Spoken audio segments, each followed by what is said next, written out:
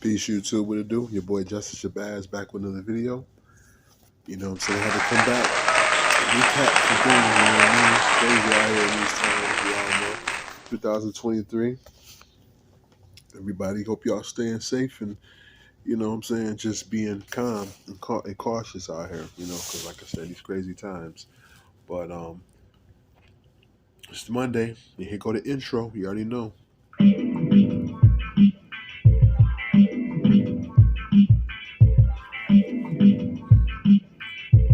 Things going around. Info. Here you go. Get low. Yo, I'm glad ain't no snow. It could be worse than a rock, you know? Alright, about to go in, y'all. Stories in America. What's going on? Her stories in America. Word is born. Her stories in America. What's going on? Her stories in America. Word is born. Her stories in America. What's going on? Her stories in America. Word is born. Alright, about to go in, y'all. Here we go. Stories.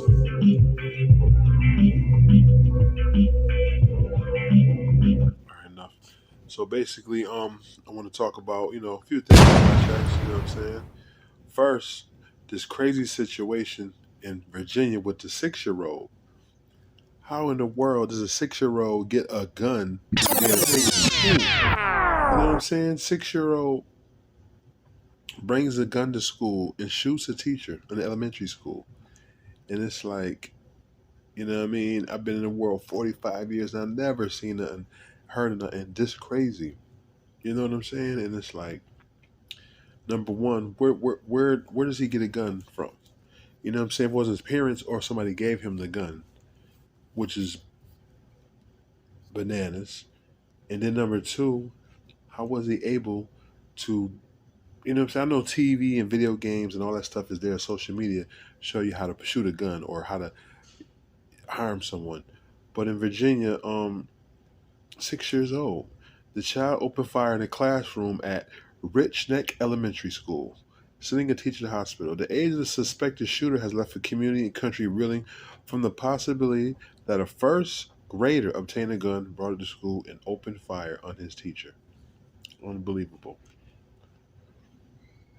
Authorities have provided general information about the shooting, but there are numerous questions that remain unanswered, including how a 6-year-old allegedly gained possession of the weapon and what the potential legal repercussions for the student of his guardians are. Right, endangered welfare child, something city officials acknowledged in recent days. There's a lot of questions that demand answers. Definitely.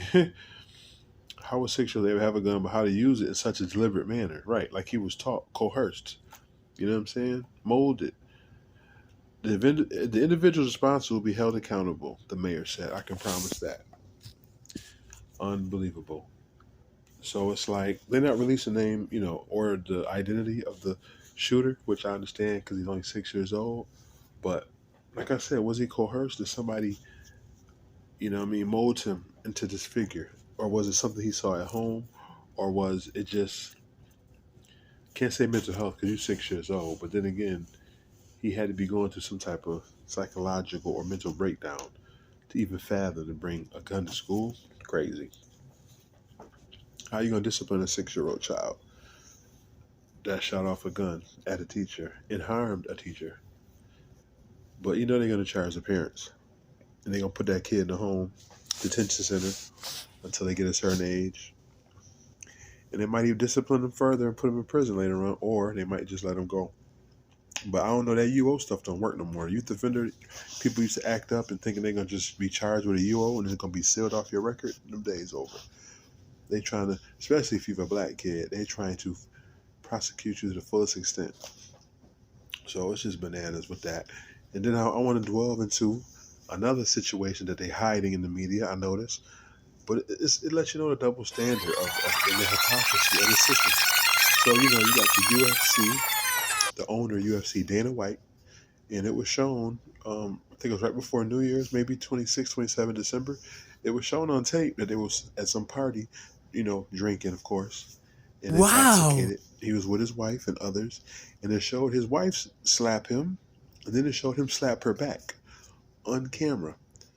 And it's like, and then you hear these sports shows like First Take with Stephen A. Myth and Molly Quorum defending this dude. You know what I'm saying? But when Ray Rice hit his woman, his fiance at the time, any other black figure getting domestic disputes and is violence involved, they quick to jump on the black figures and condemn them. You know what I'm saying? Prosecute them. But this white guy who happens to be a friend of Stephen A. Smith, and he's capping for him. Oh, he's my friend. I hope they work it out. You know. But it's like, why don't they have the same smoke when it comes to these white entertainers, white celebrities, white aficionados in these industries, sports? Why do they run and cat for them when Jerry Jones comes out? What I made a video already telling you. When you have the complexion, you have protection. And Dana White has the complexion, obviously.